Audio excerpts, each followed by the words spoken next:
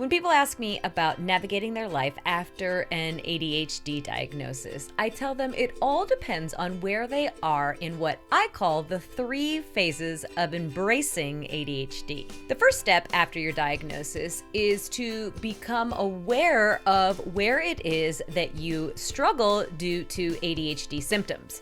For instance, I struggled with forgetfulness. My diagnosis helped me to understand that it wasn't because I wasn't paying close enough attention or that I wasn't trying hard enough, but that there was a problem with my working memory.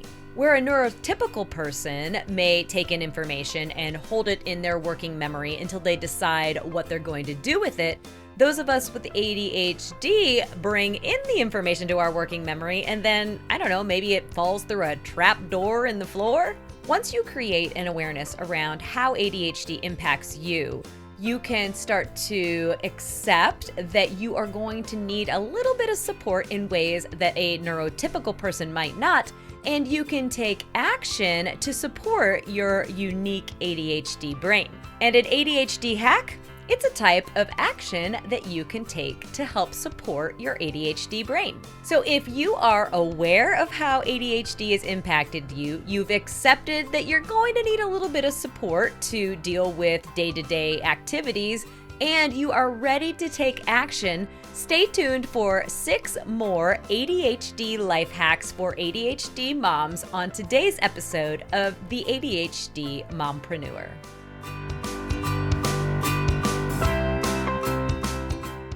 In case you missed my first round of ADHD hacks for ADHD moms, I want to take a little time before I share my hacks to explain how you can effectively use them in your home. Think of these tips as a suggestion to start your own exploration. Many of these hacks are the 2nd or 3rd or 7th version of something that I saw or read someplace else. I mention this because I know that many of us with ADHD, that means me, often try something, and if it doesn't work the first couple of times, we drop it like a lead balloon. And while it is totally possible that this might not be the solution to your particular problem, there's also a chance that it might just need a little tweak in order to make it work for you and your family. So use the info that I'm giving you today as a springboard to help make your life easier as an ADHD mom trying to juggle all the things.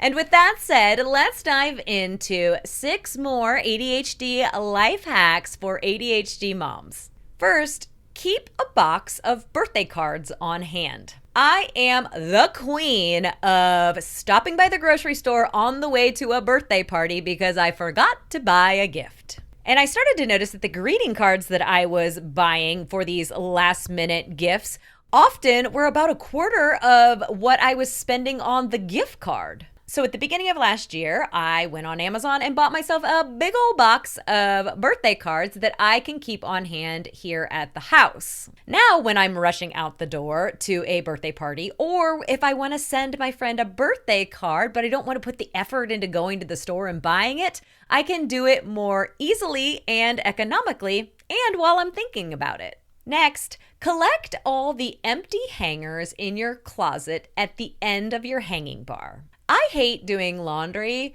almost as much as I hate doing dishes. Almost. I think it's just because there's so many steps involved with laundry that it's really hard for me to motivate myself to do it until I notice that my 10-year-old has been wearing the same pants every day for the last 3 days. But I have discovered a trick that makes it a little bit easier for me to get over the hurdle of putting my laundry away. And that is to keep all of my empty hangers at one end of my hanging bar so that I can more easily find them when I need them. For some reason, hunting for empty hangers in between all of my shirts and pants and sweaters was just one step too many, and it was hard for me to put my laundry away. With all the empty hangers together, I can easily and quickly grab all of them, take them to the laundry basket, hang up the clothes, and put them away, which means there's one less energy-sapping step on my way to actually completing this task. Number 3,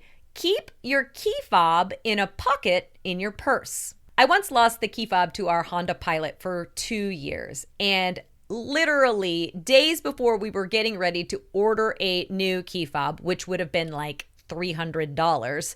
It magically appeared in my work bag in a pocket that I swore that I checked 2 years before. Now I keep key fobs for both of our cars in the front pockets of my purse, and I do not touch them unless I absolutely need to. If I need to grab something out of my car, I literally take my purse with me out to the car and stand next to it rather than just bringing the key fob. This works for me well because I always have my purse when I leave my house, which means I always have my car keys on me. And even though my purse isn't exactly huge, it is bigger than a key fob, which means that I'm not going to stick it in a pocket or some other bag and forget where I've put it. I am also much less likely to misplace my entire purse than I am a tiny key fob. Number 4, use a password manager. I am embarrassed to admit that I used to be a girl who just used the same password over and over for all of my accounts. Frankly, it was just easier for someone who has trouble remembering things. But that all changed one day when I opened my email and discovered a message from Walmart, a place that I rarely shop, saying that my order had been delayed. I thought to myself, I haven't ordered anything from Walmart in years. Upon opening the email, I found out that somebody had gotten into my account and ordered a $400 pair of AirPods. I immediately started to panic, wondering how many other times I had maybe missed something like this that had happened in one of my accounts. The people at Walmart were great in canceling the order and refunding my money, but I definitely learned an important lesson. That's when I started using a password manager to help me to create complex and different passwords for every single one of my accounts. I can use it both on my computer and on my phone, and it will automatically fill in my username and my password for each account. It also reminds me if I haven't changed my password for a long time, and it tells me if I still have any accounts that have the same password so that I can change those up. Number 5, use your kids' practice as a body doubling session. Body doubling is a productivity strategy where you work alongside somebody else to help you complete an activity that you might find challenging. Having somebody nearby may help you stay focused, engaged, or motivated to finish the job. But here's the thing. Work doesn't necessarily have to be somebody else doing something business related next to you. In fact, it doesn't even have to be related to you at all. If you've ever noticed that you can get more done if you are working at a coffee shop or in a co-working space as opposed to your quiet home office, you may have been experiencing the benefits of body doubling. When my oldest started swim team last fall, I decided to see if I could use his work in the pool to help inspire my work on the deck. And I have to say, I have written many podcasts, I have scheduled many client check-ins, and I have gotten through a huge number of ADHD-related videos on YouTube that have been sitting in my watch later queue while I've been sitting on the side of the pool. So if you find yourself sitting on the sidelines for one of your kids' practices, maybe see if you can use it as an inspiration to get done some of the tasks that you struggle to do when you are at home alone. And finally, schedule text messages.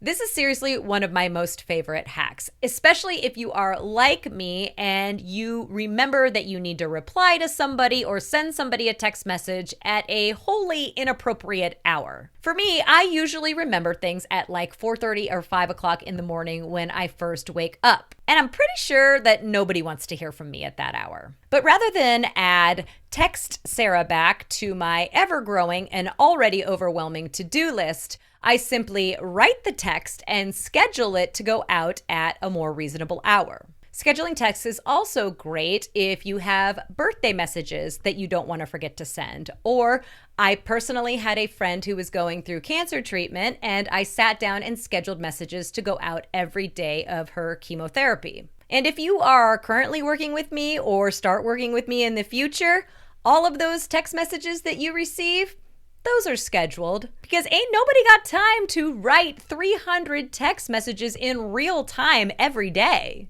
Now, I'm an Android girl, specifically a Samsung girl, and they make the process very easy to do within the text message app. If you are an iPhone user, there is a process where you can use shortcuts to schedule a message, but it is a little clunky.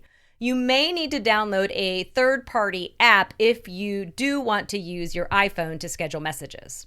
I am always looking for ways to help make my ADHD mom life easier. So if you've got a hack that you would like to share that helps to reduce the amount of bandwidth that you use for everyday actions, drop it in the comments below or leave me a voicemail message at the link in the show description. I actually have a few more hacks that I will share in part 3. So if you share yours, it might just make it into the next installment. And if you liked today's episode and you missed part 1, you can watch it right here or find the link in the show description. That's all for this week's episode. I'll be back next week to talk about mindless fidgets and other ways that you can help your brain to focus when you need to get stuff done. So make sure that you're following me or you've subscribed so you don't miss any of the upcoming episodes of the ADHD Mompreneur.